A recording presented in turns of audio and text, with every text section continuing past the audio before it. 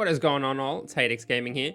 And if you are already a subscriber to my channel, you probably already know the answer to the following question.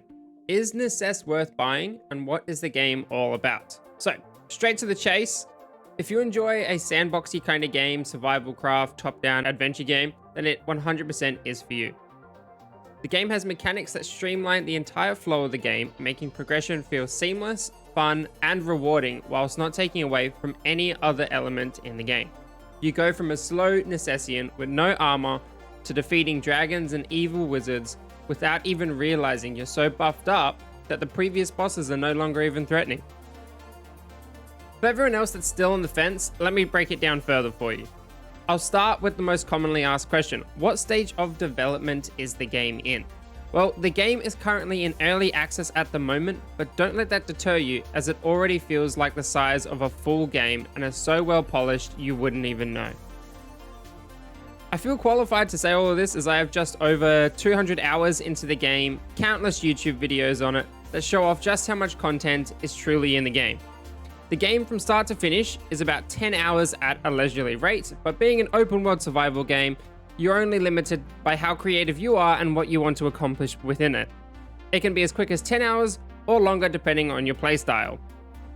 Whilst it is in early access, the game has fleshed out multiplayer, allowing your friends and others to join, or even host a dedicated server for everyone to play.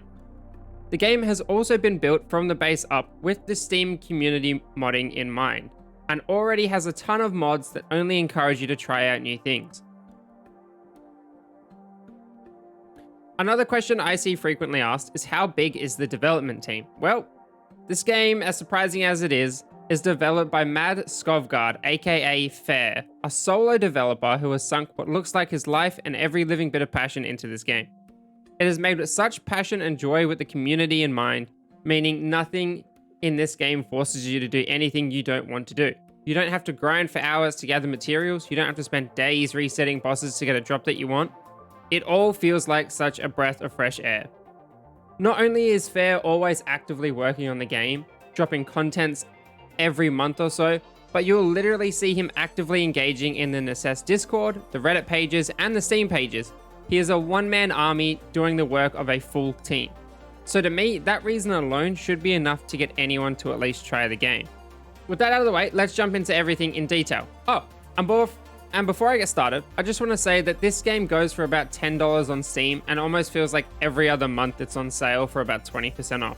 You could probably count on one hand how many games that you've bought for $10 that would keep you entertained for over 100 hours, but here it is, another one to add to your collection.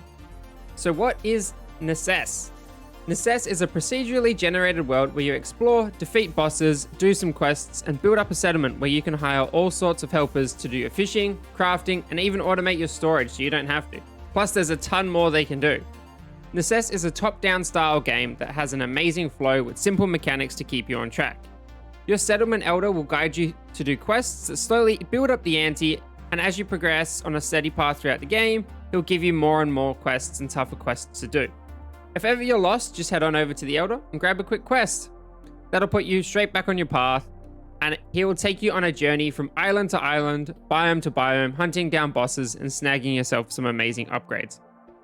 This game has a killer soundtrack as well. The music in this game is I would rate it a 10 out of 10, and each and every boss has its own unique soundtrack. The biomes all have their unique soundtracks, and there is a way to choose what you want to hear in game with in-game items.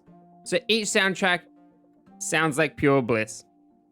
I did just mention before about having your own settlement. You can create a settlement on each island if you please, but essentially you can claim an island to your own, and as you progress through the game, you can hire more settlers. Now, each settler has a specific role it can play on your settlement. All of them can automatically sort your gear for you, but some can be more specific. Some can plant and harvest trees so you don't have to spend hours chopping them down. Some can automatically breed and tame and harvest your animals, and others can just be simple farmers replanting your crops.